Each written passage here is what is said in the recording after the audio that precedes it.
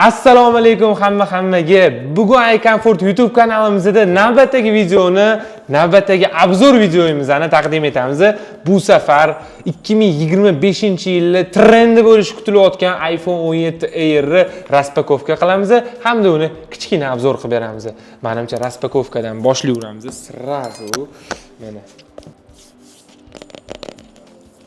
raspakovka qilamiz. Mana qaranglar.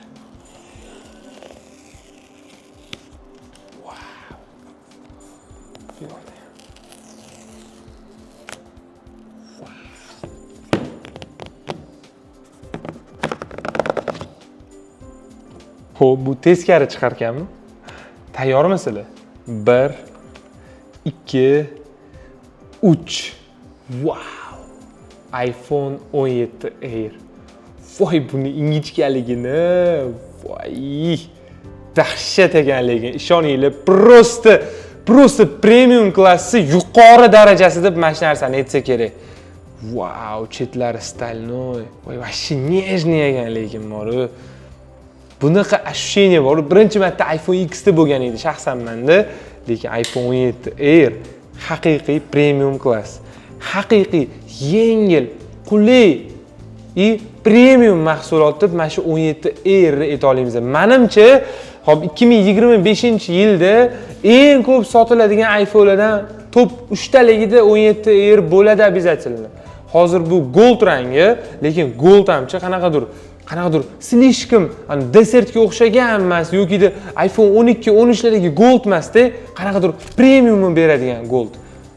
Qo'lingizda ushlaganingizda hamchi ko'proq stalnoyga tortadigan rang ekanda. Cho'tki xullas, men qoyil qoldim. Endi korobkasidan nimalar chiqadi? Albatta hech narsa chiqmaydi simdan boshqa. Tim Cookga rahmat aytib qo'yamiz, mana shu simni berganiga ham. Sababi korobka ham вообще ingichka. iPhone 17 Air'da 17 Pro Max'ga qaraganda korobkasidan ham menimcha pul qilishyapti. Xo'p, buni aytib o'tganimdek sal boshqacharoq joylashgan. Mana oldi tarafi bilan chiqyapti. Korobkasi ham ingichka bo'lar ekan, hozir ko'rsatamiz. Mana korobkasi ancha ingichka.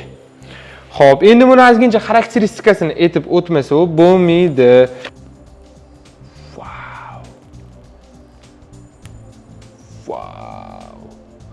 iPhone 17 Air haqiqiy 2025-yilning revolyutsiyasi desa ham bo'ladi menimcha bu telefonni.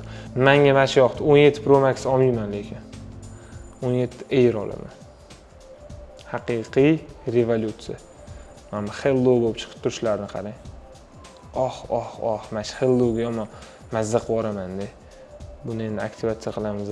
Mana kamerasiga kirib ko'ryapmiz, okeli 05 kamera yo'q ekan Air'da. 05 kamerasi mavjud emas, absolutno. Lekin ingichkaligiga qoyil qoldim. Hozir bitta iPhone 11 bilan solishtirib ko'raylik. Mana. iPhone 11 bilan solishtirganda ko'ryaptimi? 11 bilan solishtirganda 11 dan ham yuqqa. Hattoki iPhone 6 dan ham yuqqa ekan iPhone Air. Aytgancha mana eng ko'p adashayotgan joyimizda, hattoki o'zim ham adashyapman. iPhone 17 Air emas, iPhone Air. 17si yo'q buni. Sababi iPhone xuddi S modellariga o'xshab, SE modellariga o'xshab alohida bitta yo'nalish chiqardi, Air degan. Misol uchun keyingi yil biz iPhone Air 2 ni ko'rishimiz mumkin. O'shaning uchun ko'pchilik adashyapti. O'zim ham menimcha boshida adashdim. iPhone 17 Air degandim, lekin bu iPhone 17 Air emas, iPhone Air. Sotib olishga arziydimi desanglar, arziydi deb hisoblayman. Sababi narxi 17 Pro Max'dan arzonroq, lekin o'zi 120 Hz. Hop, oldingi iPhone 16 Plus'larda ekrani 60 Hz bo'lardi, bilsanglar. Endi bunda 120 Hz. Qiynalmaysizlar. Yengil. Narxi ham yengil, o'zi ham yengil.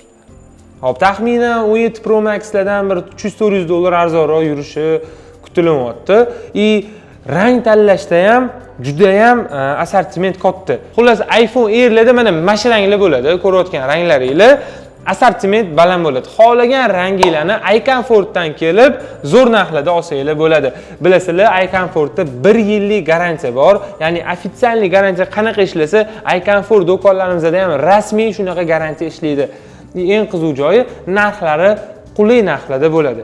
iComfortda sizlar bo'lib to'lashgan bu telefonni olsanglar bo'ladi. O'zingizlarning telefoninglarni topshiringlar. 16 ishlatasizlarmi, 15 ishlatasizlarmi? Kelinglar bizga topshiringlar.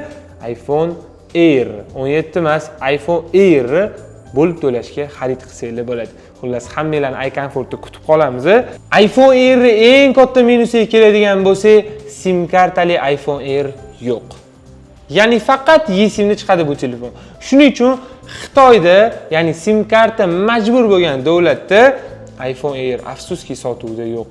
Buni Apple prezentatsiyasida ham necha amperligini batareykasini aytmadi, lekin bir kunga yetadi deb aytishyapti insayderlar.